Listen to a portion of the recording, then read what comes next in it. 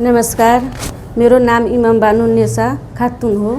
समस्या हमारी ये बा, ई घर हम रखनी गोरखा फाइनेंस बैंक में।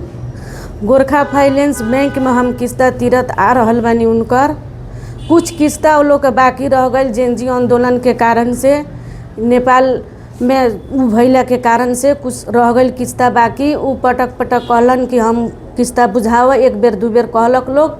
हम ई कहनी कि ठीक बा, हम किस्ता बुझा देहेम, हमरा के ई चुनाव के बाद समय दी लगन, हम ई किस्ता बुझा देहेम, अपने लगन के लेके हम अपन ई संपत्ति निकाल लेहेम, हम बैंक में ना रहेम, हम अपन निकाल लेम। तो कहलक लोग ठीक बा, हमनी के बैठेम सन कहलक लोग, मुखित से कहते गइलक लोग। फिर उ लोग नाम मनलक लोग। हमनी के बाद में गईनी सन कि हमर संपत्ति अपने रिटर्न कर दी, अपन पैसा ले ली, अपन रिटर्न कर दी। ओकरा पर से उ कहलक लोग गोरखा फाइनेंस के कर्मचारी लोग कि अपने के संपत्ति बिक्री हो गई बाटे, ये अपने के संपत्ति हमनी के देवे ना सकम सन। तो हमरा के ई जब संपत्ति बेचलक लोग, तो हमनी के कौनो ये लोग चुनाव नहीं के लोग देला, हमनी के कौनो चीज़ नहीं के लोग देला, हमनी के सूचना कुछ मिल ही नहीं के। हमनी के गईनी सन तो कहलक लोग कि ई बेचा गइल बा घर।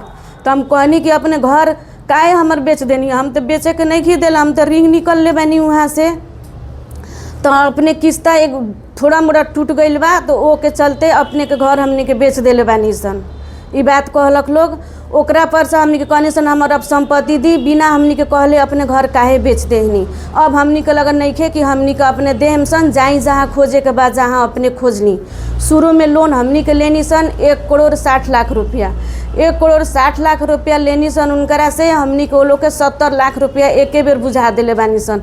ओकरा पर से 20 लाख रुपया ले बुझा देनी सन वो लोग के। फिर उनकर छोटा छोटा कबो 5 लाख, कबो 2 लाख, कबो 1 लाख करते करते हमनी के किस्ता वो लोग के भरते आ गइल बानी सन। फिर भी बैंक हमनी के कौनो सूचना ना दे के, कुछ हमनी के चिट्ठी पत्र ना दे के हमर घर नीलाम कर देलक। हमनी के वो लोग से घर मांगनी सन, जमीन मांगनी सन, अपन पैसा ली हमनी के दी, तो हमनी के बेच देले बानी सन। हमनी के ना देवे सकम सन, अपने के जहाँ खोजे के बाद जहाँ के जाके खोजी। ओकरा बाद हमनी के सीडीओ में गईनी सन, सीडीओ से कहनी सन, तो सीडीओ सर कहतनी कि एमे हम बैंक बेच देले बा, एमे हमनी के कुछ करे ना सकेम सन।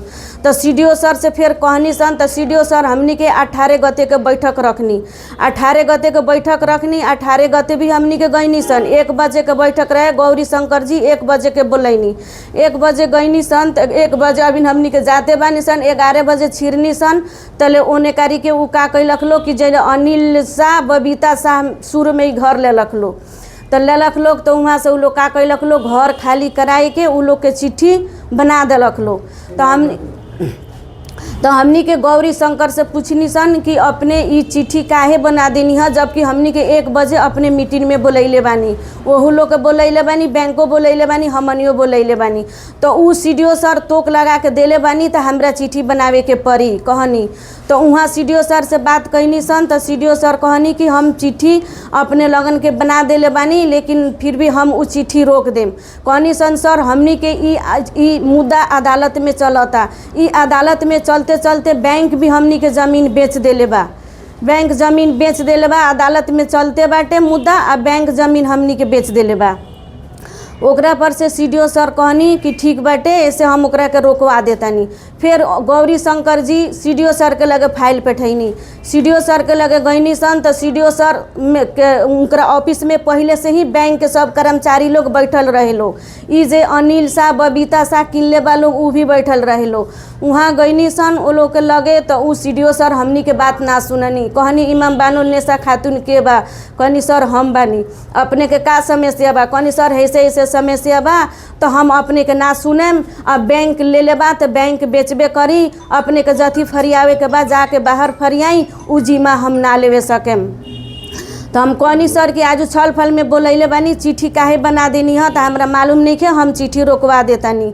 और कहनी सर हमनी के अब पीड़ित बानी, हमनी के कहाँ जाएम लेके, हमनी के एकदम पीड़ित बानी, हमार घर दुआर नीलाम हो गइल बा, हमनी के अन्याय यहाँ मिले के पर न्याय हमनी के दिलाई। कहनी हम कुछ ना कर सकम। तो हम कहनी कि सर कथी करी, हमनी के बाटो में मरी सन, यहाँ अपने के ऑफिस में अपने अन्याय ना दिलाएम तो अपने ऑफिस में काहे मरेम, अपने जाके बाटो में मरी। अपने जाके बाटो में मरी, ओकर जिम्मेवारी हम नहीं खी। उ कह के हमनी के ऑफिस में से निकाल देनी, हमनी के ऑफिस में से निकल गई सन। एके दिन का कैले बा गोरखा फाइनेंस अनिल शाह बबीता शाह के नाम में बेच देले बा, 2 करोड़ 63 लाख में बेचले बा। ओकरा पर से अनिल शाह बबीता शाह का कैलक लोग कि ओकरे बिहान भैले पूनम शाह मधु शाह के नाम से हमार जमीन बेच देलक लोग। और जमीन बेचला के बाद हमार पूनम शाह मधु शाह का कैलक लोग यही ज़मीन में 1 करोड़ 94 लाख रुपया लोन निकाल के वही पैसा करके उ गोरखा के तिरलक लोग। नबील बैंक से लोन लेके गोरखा के तिरलक लोग। तो उ गोरखा में उ गोरखा लोन देले बा, आजे नीलाम के ज़मीन भइल बा, आजे नीलाम करा के ले आइल बा लो। ओकरा बिहान भइले पूनम शाह मधु शाह के बेच देली बबीता शाह आ पूनम शाह मिल के लोन निकलक लोग, बैंक के तिरलक लोग।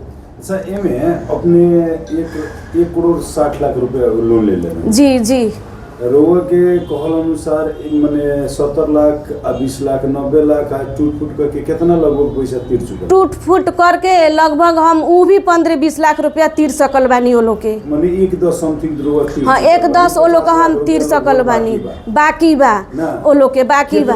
कितना किस्ता टूटला पर बैंक नीलाम कैले बा? किस्ता अपने के 4-5 गो किस्ता टूटला पर ही बैंक नीलाम कैले बा। जबकि हम बैंक से बार बार भेंट कर रहल बानी, मौखिक बात कर रहल बानी कि हमर ई आचार संहिता लागे के बेला में हमर जमीन अपने कुछ ना करी लगन, हम पैसा के व्यवस्था कर लेले बानी। हम अपन पैसा चुनाव के बाद हम अपन सब तोहर जौन बाकी बात तीर के हम अपन जमीन लेके आएम, होई कहलक लोग, ना मनलक लोग। फिर भी हम पैसा लेके गईनी कि हमर जमीन फिरता करी, तो कहलक लोग कि अपने के जमीन हम बेच देले बा गोरखा फाइनेंस। कहनी कि बिना हमनी के सूचना के अपने जमीन काहे बेच देले बानी, हमरा के सूचना देवे के पड़ल नो। तो अपने के हैं कि अपने के सूचना हमनी के देहेम सन, हमनी के सूचना ना देहेम सन। ई बात कह के ई बैंक के मैनेजर कहले बाटे। बैंक के मैनेजर के नाम पता बा? अब नाम तो सर पता नहीं। आई अपने के जमीन एक महीना के भीतर में 1 महीना के भीतर ना 12 गते के बबीता के नाम में गइल बा, उ नीलाम से करले बाड़ी। 14 गते के पूनम के नाम में गइल बा आ मधु शाह के नाम में गइल बा। आ 14 गते नबील बैंक लोन पर देले बा, नबील बैंक पर लोन देले बा 14 गते के। 14 गते नबील बैंक लोना उनका नाम रजिस्ट्री हो गइला 14 आ 14 गते के नबील बैंक रोका करा देलक 1 करोड़ 94 लाख रुपया तीर के लोन कैलक। अब ओकरा के कथी बा 10 लाख रुपया का दून नबील बैंक के सीओ मैनेजर आ ओमे के लोन जौन लोन अधिकृत होला उ भी कादून मीटर उ लोग लेके 10 लाख रुपया घूस खा के जमीन उ लोग लोन पास कैले बा लोग जमीन एके दिन में 10 लाख रुपया लेके पास कैले बा लोग। ऊपर से जौन हम पैसा तीरले बानी ओकर सबके परवान बाटे। जमीन हमर कब के नीलाम कैलन, हमर बाकी के 2 करोड़ 63 लाख में नीलाम कैले बारन। बाकी के पैसा हमर अभी तक ले हमरा नहीं के मिलल, हमरा संपत्ति चाहिए, हम उनकर पैसा तीरे में तैयार बानी। उ अनिल शाह बबीता शाह एगो सहकारी चलावताटे लोग, एगो बैंक गोरखा फाइनेंस लोग से मिल के आ सहकारी आ बैंक मिल के हमर संपत्ति ले ले बाटे लोग। हम 1-1 लाख रुपया सीओ के आ रोशन शाह में वकील बाड़न, वो लोग के 1-1 लाख रुपया के प्लेन के टिकट कटा के काठमांडू से हम यहाँ बुला के वो लोग के सब करवा के हम घूस दे के करवैले बानी। ओकरा पर से वार्ड अध्यक्ष 30,000 रुपया लेके आ उ बाटो सिफारिश क के सब चीज क के देले बा। ई अनिल शाह के कहा नाम हवे, ई हमनी के कौन ई वार्ड अध्यक्ष? हाँ ई वार्ड अध्यक्ष 13 नंबर के वार्ड अध्यक्ष 13 नंबर के। ओकरा पर से हम गोरखा जौन ब्रांच बाटे ओकरा हेड ऑफिस में 32 लाख रुपया हम घूस देले बानी, तब ई जमीन हमरा के पास कैले बाटे लोग। ई कहे वाला अनिल शाह हवन। अनिल शाह के ह? अनिल शाह बबीता शाह के श्रीमान। कि सरकार से हमरा ये अनुरोध बाटे कि सर हमनी के बालन सरकार बनल बानी, हमनी के पीड़ित के आवाज़ वहाँ तक पुगे के पड़ल, हमनी के पीड़ित के आवाज़ वहाँ के सुने के पड़ल। हमनी के घर जगह नीलाम करके बैंक सब ई बैंक दलाल ई भूमाकिया सब मिल के सबके ज़मीन नीलाम करके हमनी के घर से बेघर कर देले बाटे लोग। हमनी के अब मरे के वास्ता में हो गई बानी सन, पीड़ित बानी सन। बालन सान से ये और अनुरोध बा कि हमनी के ज़मीन हमनी के पीड़ित के बचावे के पड़ल, उनकरा हमनी के बात वहाँ तक पुगे के पड़ल, उनकरा सुने के पड़ल।